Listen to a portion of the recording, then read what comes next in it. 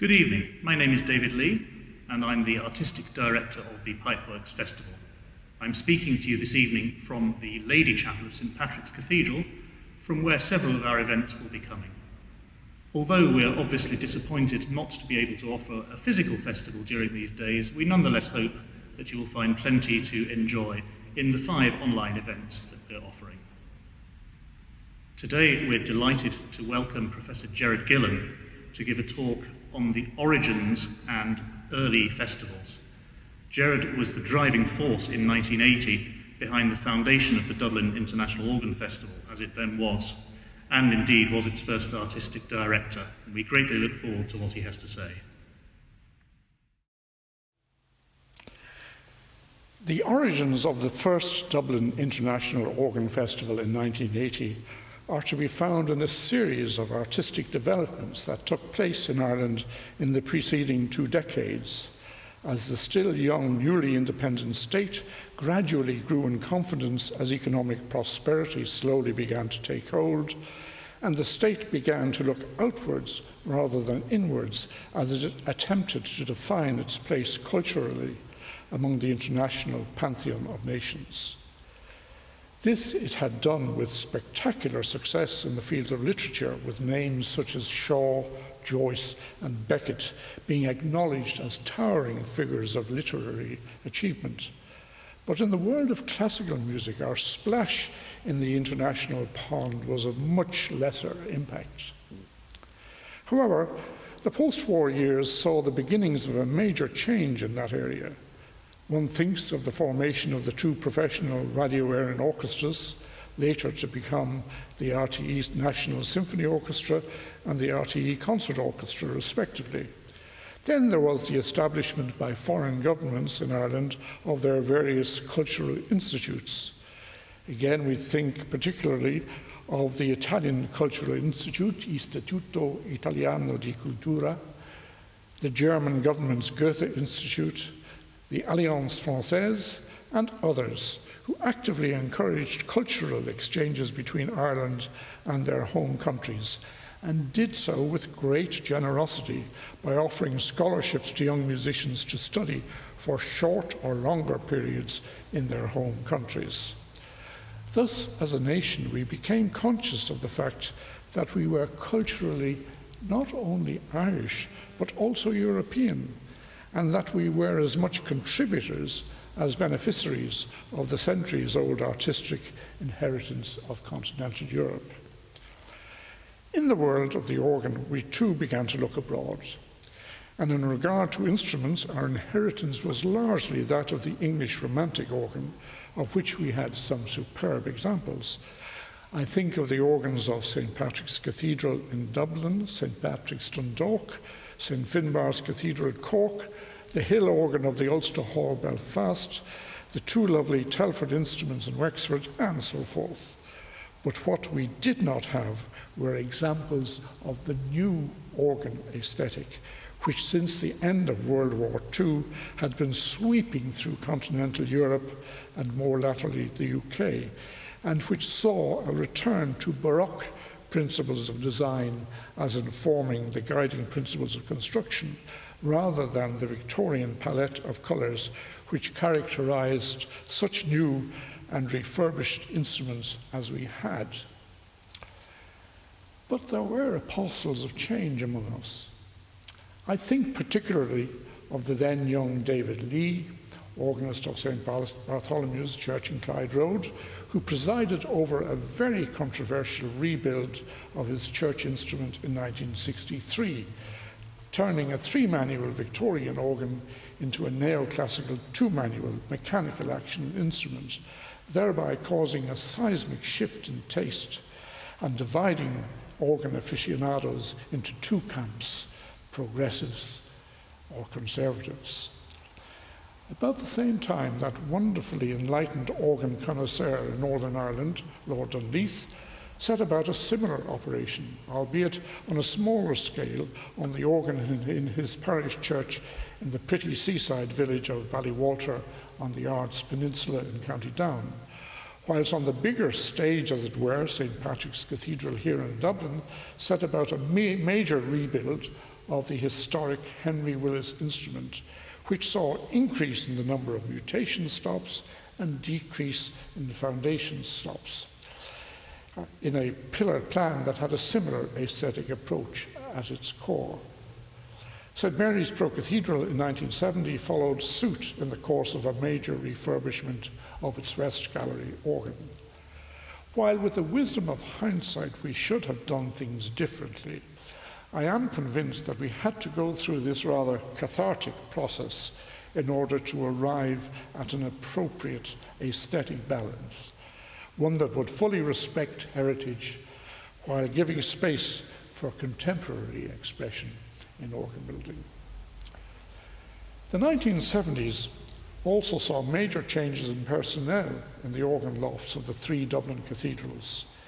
In St. Patrick's, Sidney Grieg, who with his teacher Dr. George Hewson had between them directed the music of St. Patrick's for a continuous period of 57 years from 1920, he was replaced in 1977 by the brilliant 23-year-old English organist John Dexter, while 1 year earlier I was appointed titular organist of the Pro-Cathedral, bringing to an end the O'Brien dynasty, who between father and son had presided over music in the Pro-Cathedral since 1902, while in Christchurch Cathedral the young, dynamic Peter Sweeney took over in 1980, having spent the previous years as organist of the Jesuit Church in Gardner Street, where the organ had received a major makeover by the newly established firm of Kenneth Jones, who had recently set up an organ manufactory in Bray in County Wicklow.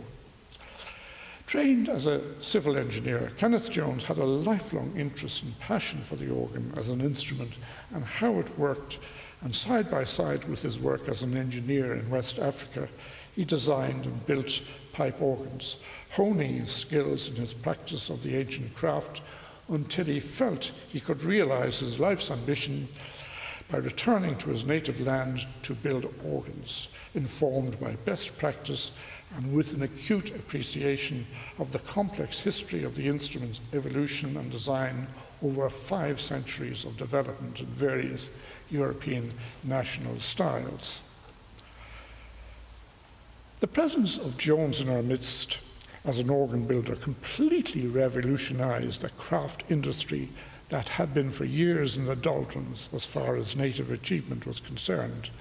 And he showed us that first-class instruments could be built in Ireland, and it was no longer necessary to look abroad for organ work of distinction. So as the 1970s proceeded, there developed before our eyes, as it were, an organ scenario totally different in personnel and instruments to that which pertained, say, in 1960. We now had a first-class local organ builder, new and greatly refurbished instruments, and 3 new organists, 2 of whom were in their 20s, the third in his 30s, in charge of the instruments in the city's 3 cathedrals. Collectively, we were full of energy and bursting with ideas as to how we might collaborate and dispel the fuddy-duddy image which so many people had of the organ, and demonstrate to the general public the great range of musical purposes to which the organ might be put, and to show outsiders that Dublin possessed a range of instruments, new and old, on which the organist's marvelous 500-year range of repertory could be interpreted faithfully and well. In a word, we wanted to present the organ as a fully franchised musical instrument. The 1960s and 70s saw the exponential growth of the International Summer Music Festival phenomenon throughout Europe, many of which had instrumental competitions as a core element. This growth was most evident in relation to the organ. I think of the Bruges International Organ Festival and Competition, which started in 1964, and of which I was lucky enough to be prize winner in that year. I also think of the Manchester International Organ Competition, which flourished from 1978 to 1986, of which Peter Sweeney was a prize winner in 78. And then I think of the St. Albans competition, which flourishes to this day, and was first held in 1963 with the distinguished Dame Gillian Weir winning first prize in 1964. I might mention that Dame Gillian was a frequent recital visitor to Ireland over her long, stellar career and was in fact a member of the jury of our second international competition in 1982. So when John Dexter, Peter Sweeney and myself met to talk about possible collaborations, our thoughts turned almost immediately to a Dublin International Organ Festival, which would involve the three cathedrals and their choirs, various instruments of note throughout the city, with an international organ playing competition as its epicentre. It has been suggested that drink may have been involved in the plans which took shape, and that is a suggestion on which I could not possibly comment. Planning began in late 1978 for a festival to take place from the 29th of June to the 6th of July 1980. A festival organising committee was set up with the then very important Music Association of Ireland, the MAI, as a key strategic partner. And this wonderful organisation seconded no less than 3 of its key council members to our committee. And they also seconded their very able music organiser, Owen Garrett, as our first festival administrator. We were also fortunate to have as a member of the founding festival committee the late Heather Hewson, daughter of Dr. George Hewson, late professor of music at Trinity College, who was, as I have already said, organist of St. Patrick's Cathedral from 1920 to 1960. Heather was a dedicated and energetic colleague and was a direct link with our immediate past, the fertile soil in which the new festival was able to blossom.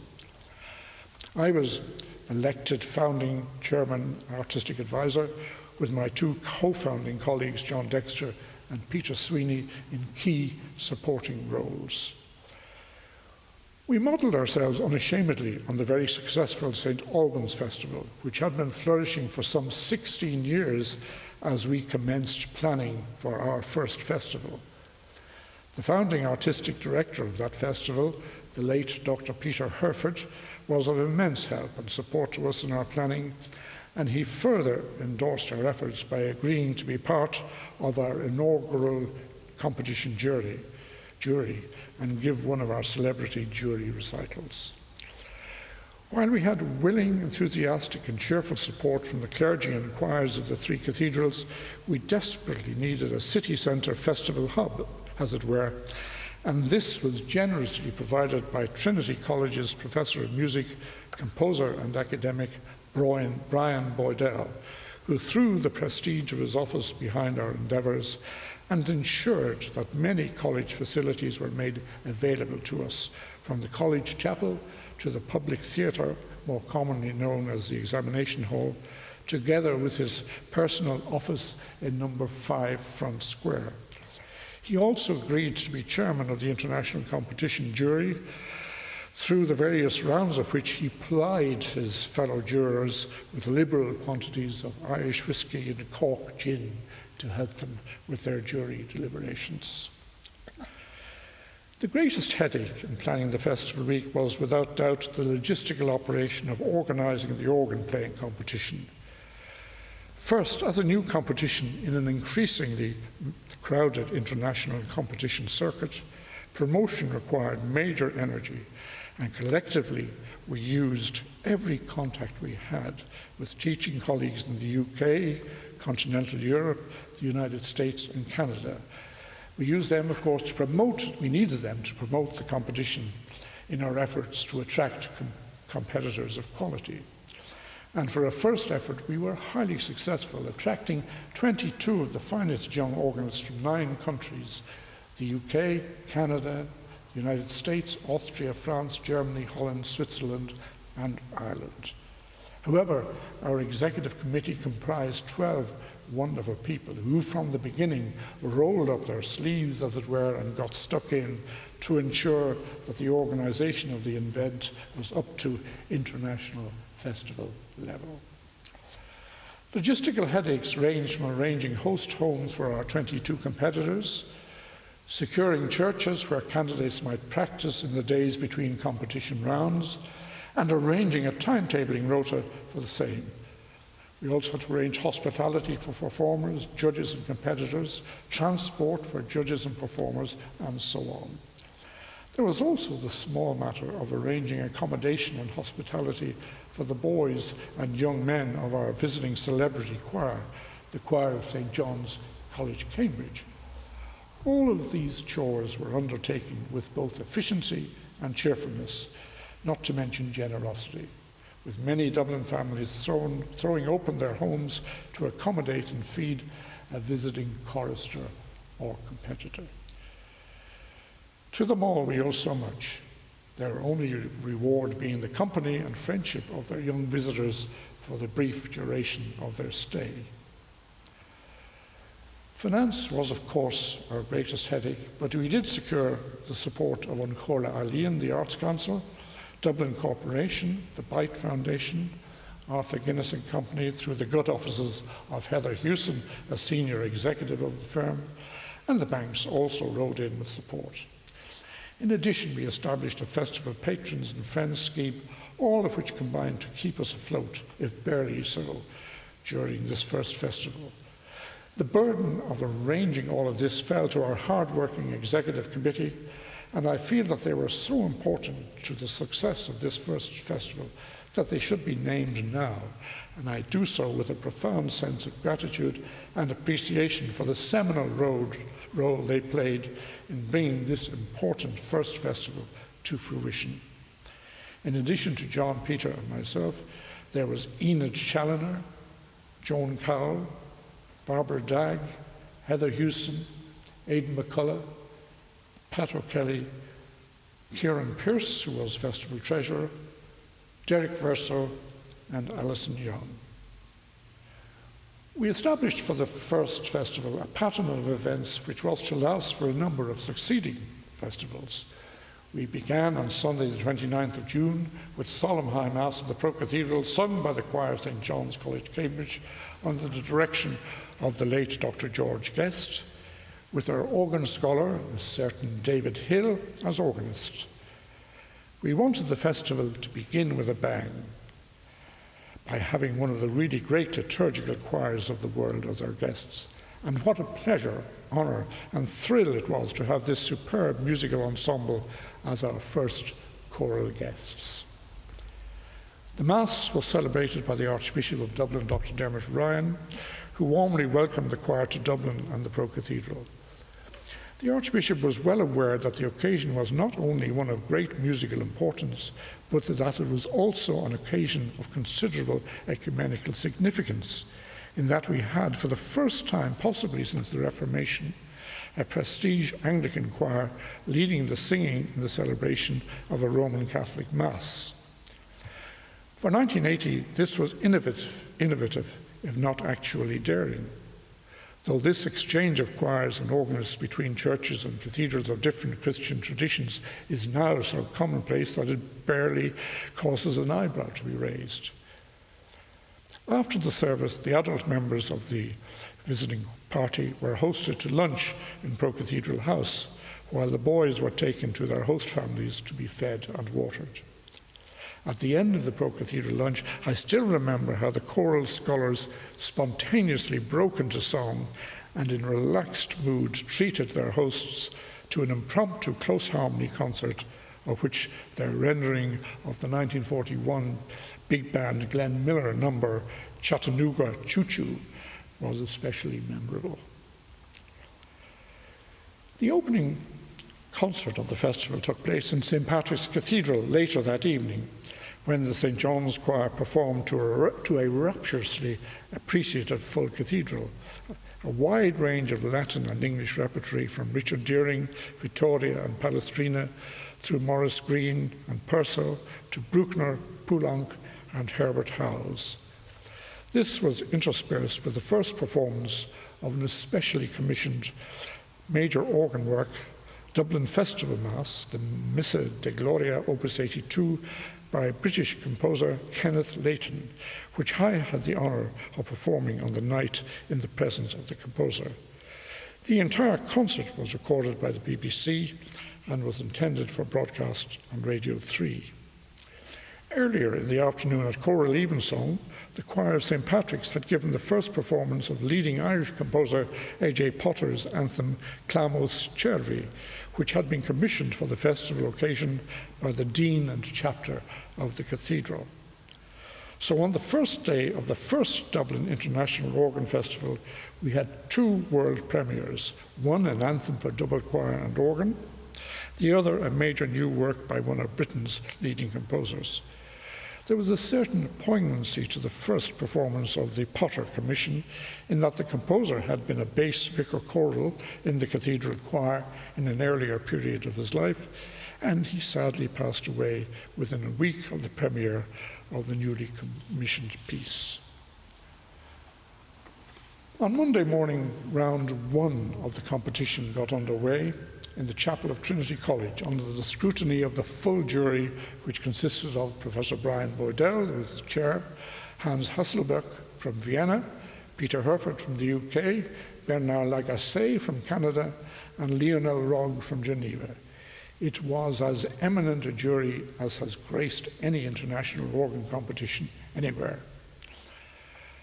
On Monday evening, the first of our celebrity recitals by members of the jury was given by Peter Herford on the 1861 Walker organ of St. Audwyn's Church, while earlier in the day in the examination hall of Trinity College, against the backdrop of the magnificent Lancelot Peace organ case of 1684, an exhibition on the craft of organ building was officially opened by Lord Dunleith from Northern Ireland. The exhibition was curated for us by Derek Verso, and 4 small mechanical action instruments were on display, to be played by anyone who wished to do so. 2 organs were by the German firm of Freiburger Orgelbau and were en route for permanent installation in churches in Carlow and Donegal. And there was also 2 instruments built by Kenneth Jones. In addition, there were demonstrations on the making of both wooden and metal organ pipes, and a display by Wells Kennedy Partnership from Lisburn of some specialist organ building tools, along with the parts of an organ in the course of construction. In all, there was a rare opportunity for the general public to experience the various constituent elements of the wonderful craft of organ building. Tuesday gave us an opportunity to hear a lunchtime recital of contemporary Irish organ music by composers Keith Rogers and David Byers from Northern Ireland, and Raymond Dean and Eric Sweeney from the Republic. While in the evening, Hans Hasselbeck gave a celebrity jury recital of Germanic music on the Kenneth Jones recently renovated John White organ of the Jesuit Church in Gardner Street. On the Wednesday, mid-festival, so to speak, we had the excitement of moving to the large, spacious Church of the Annunciation in Finglas West for a concert with the RTE Symphony Orchestra conducted by Coleman Pearce, with our distinguished organist colleague from Belfast, Desmond Hunter, as soloist in a rare performance of Belgian composer Joseph Jongen's Symphonie Concertante, coupled with Saint-Saëns' ever-popular Symphony No. 3 in C minor. The 3-manual organ in this large suburban church was built by William Hill of London in 1869 for All Saints' Church, Sydenham in East London, and it had recently joined the long line of redundant instruments that became available in the UK in the 60s and 70s, when church buildings closed as communities dispersed and congregations dwindled for a large number of different reasons. The Hill organ in this church was of vintage quality, built by a master Victorian organ builder, and so its future was placed in the capable hands of the British Institute of Organ Studies, who sought a good home for the almost 110-year-old organ. Suffice to say, one was found in Finglas West, and the instrument was transferred and rebuilt with the greatest care in the Dublin suburb in 1979 by the English firm of Grant, Deegans and Badbeer, with an involvement from the local parish community who were so proud of their newly acquired organ. Looking back over 40 years on, this remarkable event It is hard to believe that RTE today would so readily agree to transport for gratis, as it were, the entire symphony orchestra to a Dublin suburban church for a concert. But they did so very readily, thanks largely to the enthusiasm of the organisation's then Director of Music, composer Gerard Gillen. Sadly, the past 40 years have seen huge changes in the socio-economic fortunes of that part of Dublin, of which vandalism to both the church and its organ was a part. And also, with the serious decline in church practice throughout Dublin from the 90s onwards, the church was forced to close last year, and not only close, but it has since been demolished. And the organ was once again, now in less than perfect state, I have to say, on the move. This time to St. Phelim's Cathedral in Cavan, where it is currently in the process of being rebuilt in its third new home. Let us hope that its authentic character will be preserved. The main event of the next day, Thursday, was a concert in Christchurch Cathedral of the music of John Blow and his pupil Henry Purcell, with a stellar lineup of John Beckett harpsichord, Frank Patterson tenor, Peter Sweeney organ, and Andrew Robinson bass viol. It was an evening to remember, and it's sad to note that 3 of the 4 performers of that evening are no longer with us. Friday evening brought the excitement of the international competition finals in the chapel of Trinity College.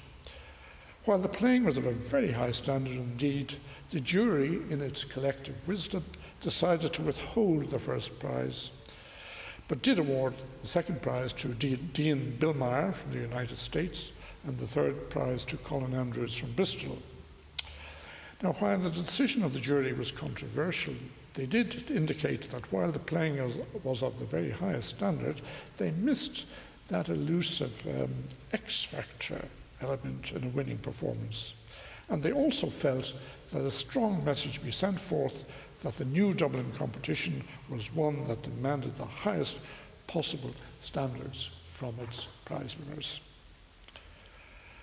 The final day of the festival, Saturday, featured the afternoon inaugural recital on the Kenneth Jones new organ in the Church of the Holy Redeemer, Bray, County Wicklow, by the distinguished Swiss organist and jury member Lionel Rogg, while the festival concluded in St. Patrick's Cathedral with an evening performance by the combined choirs of Christchurch and St. Patrick's Cathedral, the New Irish Chamber Orchestra, and various soloists of the 1742 Dublin version of Handel's Messiah, all under the direction of John Dexter. It was a truly gala ending to a remarkable first international organ festival. What an extraordinary first festival we had. A visiting choir of international repute, a specially commissioned works by no less than 2 composers, recitals by 4 eminent organists who were members of our competition jury, a concert in suburban Dublin with the RTE Symphony Orchestra involving major use of the organ, the inauguration of a number of significant new instruments, 1 whole recital devoted to the music of contemporary Irish composers, a craft exhibition, and of course an international organ playing competition. We had indeed hit on a winning festival formula, and so the second festival in 1982 was planned along the same pattern of events. This time we had the choir of Salisbury Cathedral under the direction of Richard Seal, with Colin Walsh as their organist. They sang Solemn Mass in the Pro-Cathedral, as St. John's, Cambridge had 2 years earlier. They also performed a variety of choral repertory in the evening concert in St. Patrick's, with Britain's Rejoice in the Lamb as a clear highlight, while Peter Sweeney was the glittering organ soloist for the evening, giving a commanding first performance of John Taverner's specially commissioned work, Mandelian.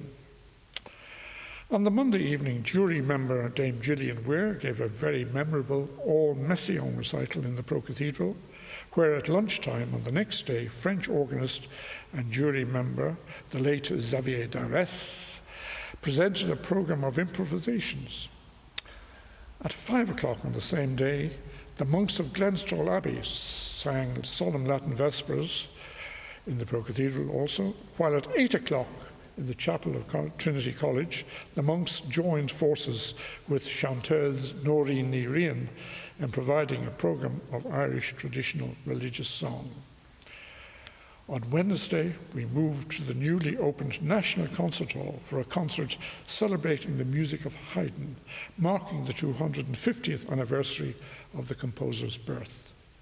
The RTE Symphony Orchestra once again, conducted by Coleman Pearce, and the programme included a performance of Haydn's Schöpfungsmess Creation Mass with the St. James Choir, and soloists Virginia Kerr, Anna Caleb, Frank Dunn, and Padraig O'Rourke, while I had the honour of being soloist in performances of the composer's two short and wholly delightful organ concertos on a small pipe organ, especially installed in the hall for the occasion by Kenneth Jones.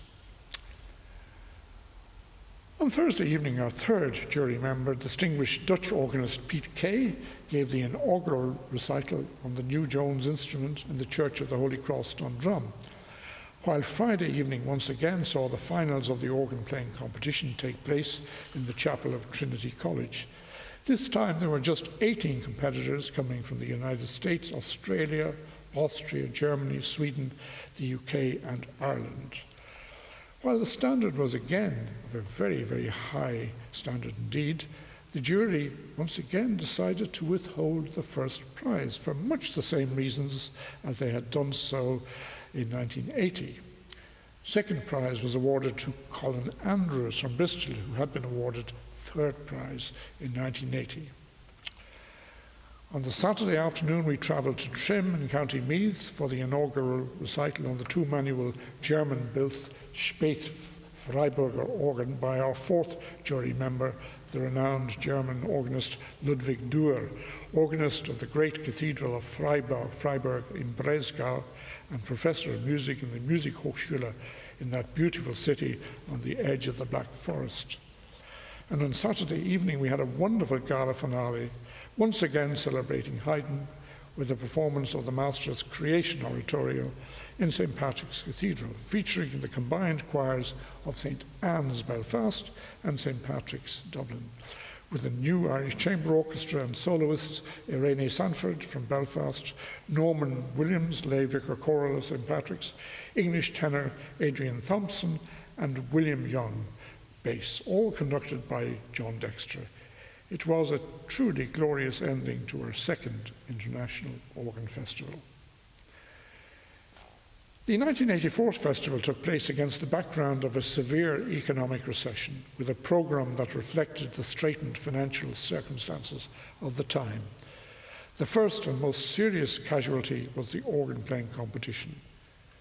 This was very regrettable, and we sincerely hoped it would be a temporary measure and that the competition would soon be restored to its central role in the festival week. Also, sadly, we could not afford to have an eminent visiting choir to start the week as we had in the two previous festivals, but we did have the distinguished Swiss organist Lionel Rogg back with us again, and he stepped into the breach by giving truly memorable recitals on the Rieger organ of St. Michael's Dunlera on the first Sunday evening to inaugurate the festival. Two substantial Irish-made new instruments were inaugurated during this festival: the new Kenneth Jones at the Carmelite Church, Whitefriars Street in the South City Centre, and the same builder's new instrument for Christchurch Cathedral. The former was inaugurated on the Wednesday evening in a concert with the RTE Symphony Orchestra, this time conducted by Eamon O'Brien, with soloist Peter Herford back with us again to perform the solo part in Poulenc's organ concerto, while the latter instrument was inaugurated on the Thursday evening with a brilliant recital by the Japanese organist Kai Koito. And on Friday evening in St. Andrew's, Western Row, we had a recital by Martin Hasselberg, whose father had been with us for our first festival in 1980. I think this must be a first for a father and son to appear in the same festival series within 4 years of each other. Also memorable from 1984 was the Saturday evening penultimate concert of the festival, which saw for the first time Dublin's 3 cathedral choirs perform together in joint concert with the New Irish Chamber Orchestra and John Dexter as conductor. The programme was a delightful one that featured coronation and Chandos anthems by Handel, together with his B-flat organ concerto, Opus 4, number 2, with Peter Sweeney as soloist in the first half, and Fauré's ever popular Requiem in the second half. The concluding concert of the festival was a gala organ recital and choral evening, featuring what was to be the first of many visits to Ireland of the brilliant Dutch organist Ben van Oosten, sharing on this occasion with choral contributions from Brill High School Youth Choir from Wales. And this took place on the Sunday evening, the final day of the festival. The fourth festival in 1986 saw a change of chairman, artistic director, as I passed on the baton to Peter Sweeney, who entered into his new role with boundless energy, enthusiasm, flair, and imagination.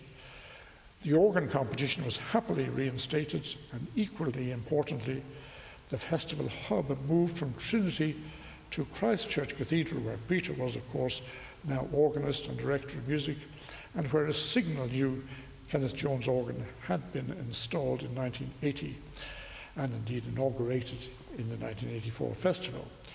The opening event, as in 1984, was a celebrity organ recital in St. Michael's, Dunleera, given by jury member Dame Gillian Weir, who was with us previously in 1982, while it fell to my lot as a jury member this time to give the final recital of the festival in the same venue a week later. Other jury colleagues were David Byers, composer, organist, and head of music for BBC Northern Ireland, and Niels Henrik Nielsen, the organist of Copenhagen Cathedral, and former first prize winner of the Bruges International Competition, who gave the Tuesday evening recital in St. Patrick's Cathedral. The Dutch organist Ben van Oosten was to have been with us, but he had to withdraw due to an arm injury, from which I'm glad to say he fully recovered. So his recital slot at the Carmelite Church in Whitefriars Street on Wednesday evening was taken at very short notice by the artistic director himself, Peter Sweeney, who, needless to say, performed with panache. Among the lunchtime concerts of this festival was a programme of contemporary Irish music in the Pro Cathedral, featuring the Eric Sweeney Singers with their eponymous director, and with a young Gerald Barry as organist. But the highlight of the 86 festival has to be the Friday evening performance of Britain's War Requiem in St. Patrick's Cathedral, featuring the RTE Symphony Orchestra, the new RTE Philharmonic Choir, the boys of both St. Patrick's and the Pro Cathedral, with soloists Jennifer Smith soprano, Maldwyn Davies tenor, and John Dexter organ, with all forces conducted by Coleman Pierce. And this brings us to the restored organ playing competition, which attracted 20 entrants from 6 countries: Australia, Japan, South Africa, the UK, the United States, and Ireland. The playing was of an exceptionally high standard, with the competitors' identity carefully kept from the jury as they played in the interests of total impartiality. Given the eventual result after the Saturday evening finals in Christchurch, I was particularly glad that this was so, as to our great joy, the winner of the competition turned out to be none other than our own David Adams, with third prize being awarded to John O'Keefe.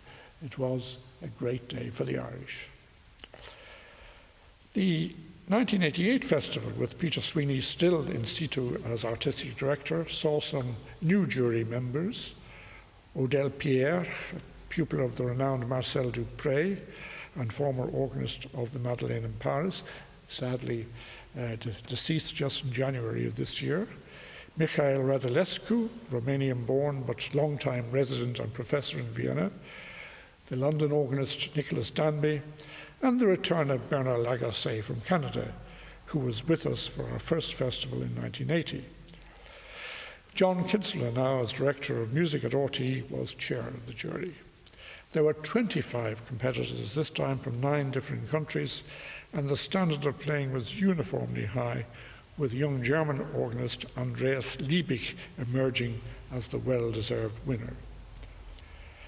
The 1990 festival took place as dark financial clouds once again began to gather, threatening the festival's future and providing the greatest of headaches for Peter Sweeney and his executive committee. I was once again persuaded to chair the jury and was joined by the most eminent of colleagues, James Kibbe from the University of Michigan, Gaston Littés, composer and organist from Paris, Minoru Yoshida from Japan, and Simon Preston from the UK. 18 competitors from 9 different countries fought it out, with Kevin Boyer from the United Kingdom emerging as the well-deserved winner in a hotly contested competition. As well as the by now usual financial headaches, the festival encountered a problem of a quite unexpected nature, in that we discovered long before it was too late to do anything about it that our festival was about to clash head-on in schedule with the FIFA World Cup, which for the first time ever the Irish team had secured a qualifying place in the quarter-finals. This achievement literally brought the country to a standstill for the matches which were being played in Italy, in which Ireland featured, 2 of which occurred at festival times events. As the saying goes, if you can't beat them, join them. And so, if we were to hope for any sort of decent audience for our events, we had to indulge in some last-minute rescheduling. This was done cheerfully and in an appropriate spirit of generosity, and I clearly recall watching a crucial quarter-final match in a pub in the Christchurch vicinity with Simon Preston, who fully entered into the spirit of the occasion, going native, as it were, cheering wildly and loudly for Ireland as we fought gallantly against the much more experienced Italian team. The main non-organ event of the 1990 festival, apart from Italia 90, as it became known, was a performance of Messiah, conducted by Peter Sweeney in St. Patrick's, featuring the by now familiar lineup of the 3 cathedral choirs in combination, with the New Irish Chamber Orchestra and soloists Cara O'Sullivan, Miriam Blennerhassett, Frank Dunn, and Conor Biggs. It was unashamedly an effort by the festival committee to boost seriously depleted finances, and as we all know, Messiah, no matter in what season it is performed, has the unique power to attract the largest of audiences, as it certainly did on this occasion. 1992 saw me back at the helm as artistic director, and it also saw the festival undergo a minor but important name change, as it officially became the Dublin International Organ and Choral Festival, a name change that reflected the reality of the festival's programme contents from the very beginning 12 years earlier. It was the first of 2 name changes the festival was to undergo. I was to remain as artistic director until the year 2000, during which period we faced many challenges, financial and otherwise, but we had many triumphs, including providing the occasion for the first visit to Ireland of the choir of St. Thomas Church, 5th Avenue, New York, and the first visit to Ireland of the choir of King's College, Cambridge, in 2000. But these and many other festival happenings are stories for another day.